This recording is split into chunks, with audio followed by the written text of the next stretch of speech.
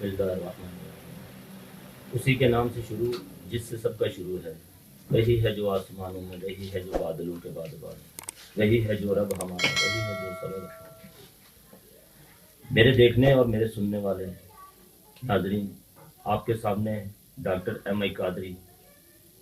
मैं अरसा होम्योपैथिक से अरसा 20 साल से वाबस्ता हूँ और इससे पहले तारुफी प्रोग्राम में मैं आपके सामने बॉडी और अपने अवामलात और अपने मामलात और ये चीज़ें डिस्कस कर चुका हूँ।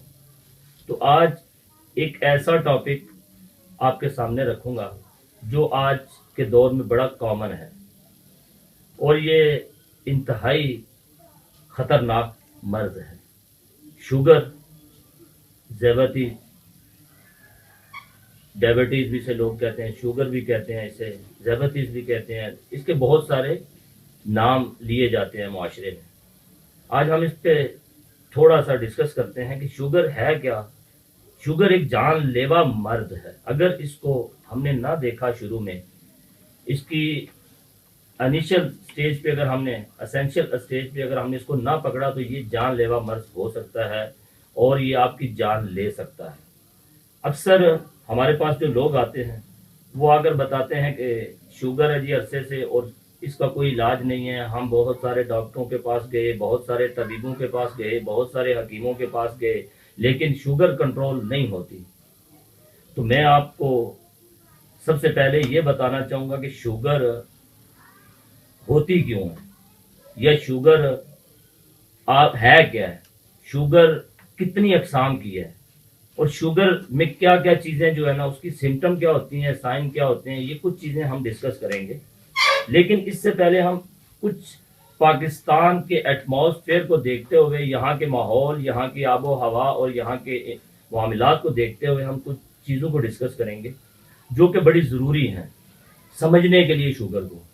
एक तो हमारी जो आबादी के हिसाब से जो रेशो चल रही है शुगर की, पाकिस्तान में 2015 के सर्वे के मुताबिक तकरीबन 7 मिलियन जो लोग थे इससे मुतासिर थे और रिसेंटली जो सर्वे रिपोर्ट आई उसके मुताबिक ये जो फिगर है ये डबल हो गया, यानी कि ये 7 की जगह 21 मिलियन से भी ऊपर चली गई।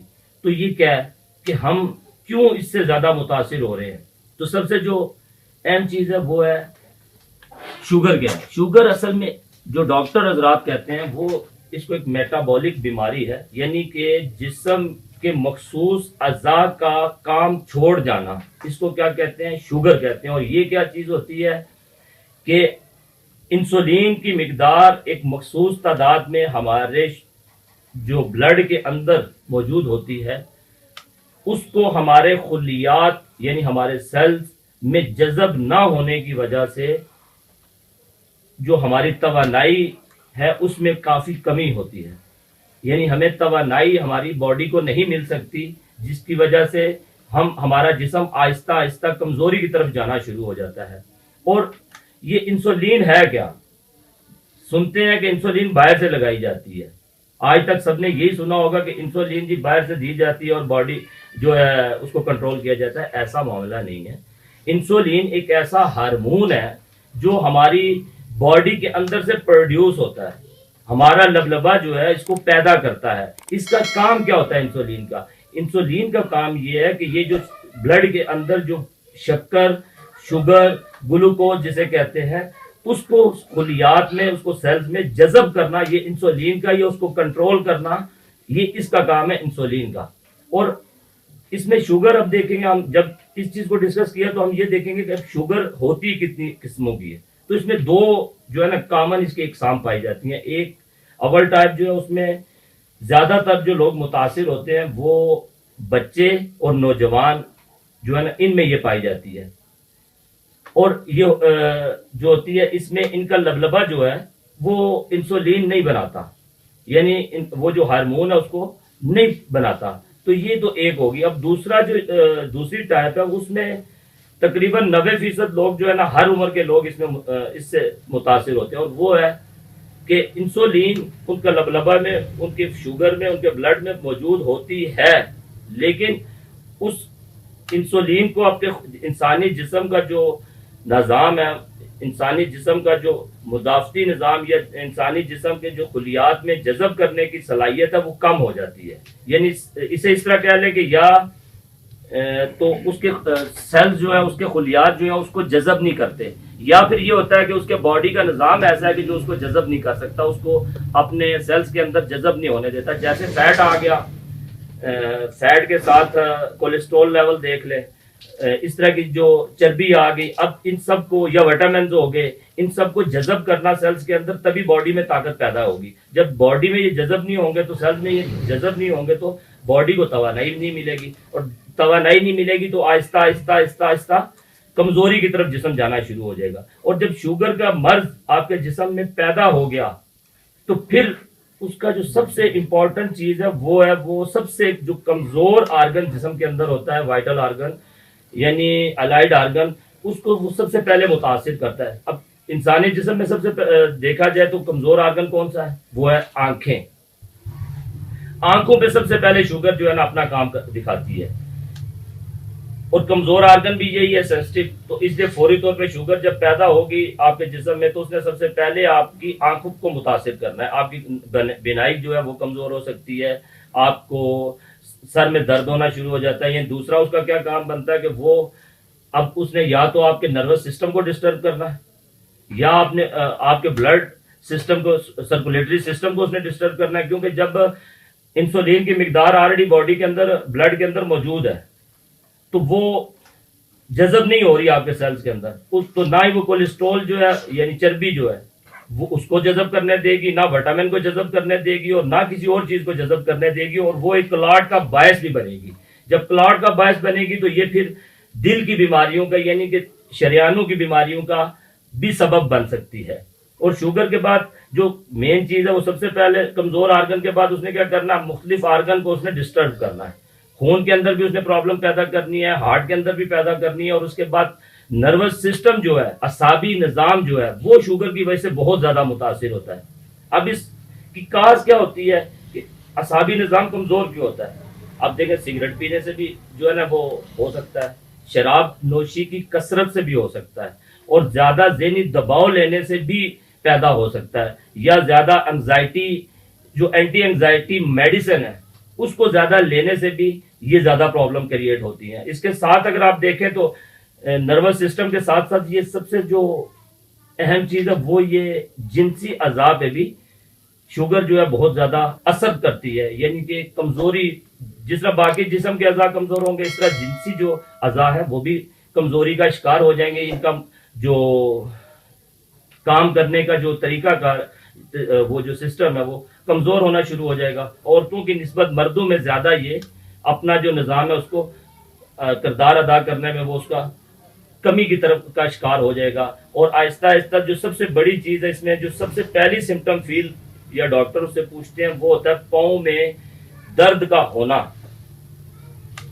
پاؤں کے اندر یا پاؤں کی سرکولیشن کیونکہ نہیں ہوتی, بلڈ کی سرکولیشن کم ہو جاتی ہے, تو پاؤں میں اکثر درد ہوتا ہے جسے نیوروپیتھی پولی کہتے ہیں زیادہ تر.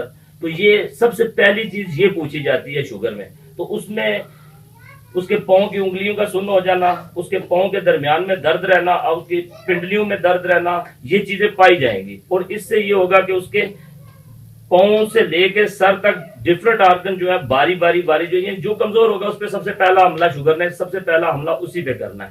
تو ہم اس کو اگر احتیاطی تدابیر کی طرف شوگر کی چلے جائیں تو ہمیں سب سے پہلے جو ہے وہ دیکھنا پڑے گا کہ ہماری ڈیلی کی روٹین جو ہے, ڈیلی روٹین جو ہے نا, شوگر ایک لا علاج مرض نہیں ہے, شوگر ایک بالکل علاج اس کا ہے.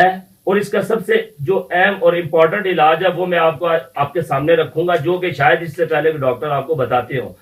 اس کی وجہ یہ میڈیسن سے زیادہ یہ جو نا سیلف مینجمنٹ جسے کہتے ہیں نا, اپنی روٹین کو ایک طریقے پہ چلانے سے آپ شوگر کو کنٹرول کر سکتے ہیں. جیسے آپ کا لبلبہ جو ہے ڈیلی 50 یونٹس جو ہے وہ انسولین بناتا ہے, یعنی کہ آپ کے لبلبے میں سے 50 یونٹ جو ہے نا ڈیلی پروڈیوس ہوتی ہے انسولین.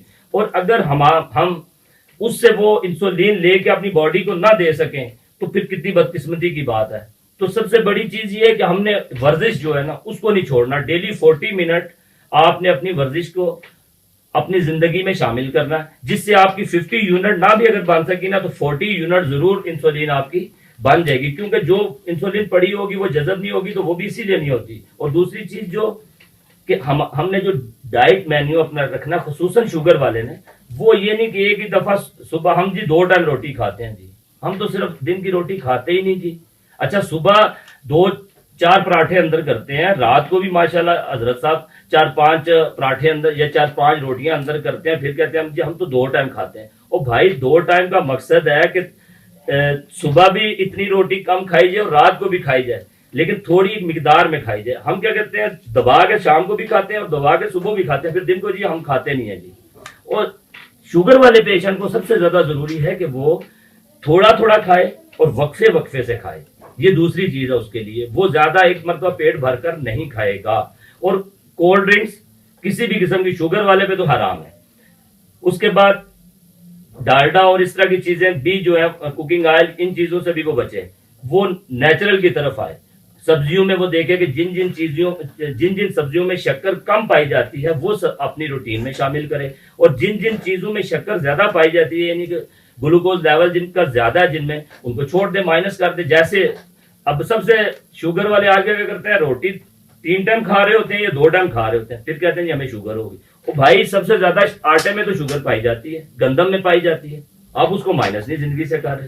شوگر والے پیشنٹ کے لیے ضروری ہے کہ وہ مکئی کی طرف جائے، جو کی طرف جائے، یا پھر باجرے کی طرف جائے، یا جو کے دلیے کی طرف جائے، یا جو کی روٹی کی طرف جائے. یہ اس کے لیے ضروری ہے. چاول وہ مائنس کرے اپنی زندگی سے، گندم کے آٹے کو مائنس کرے کچھ عرصے کے لیے، جب تک اس کا لبلبا جو اپنی ایک روٹین میں نہیں آ جاتا، یا اس کی باڈی ایک روٹین میں نہیں آ جاتی، یعنی انسولین بنانا یا اس کو جذب کرنا، یہ دونوں کام وہ باڈی سے نہیں جب تک لے لیتا، تب تک وہ اپنی ورزش تو سمجھیں کہ ہر بندے کے لیے امپورٹنٹ ہے، شوگر والے ہوں یا بلڈ پریشر والے ہوں، چاہے ڈائجسٹو سسٹم والے ہوں، چاہے وہ اعصابی نظام کی وجہ سے ہوں، وہ سب کے لیے ورزش جو ہے نا وہ بہت ضروری ہے.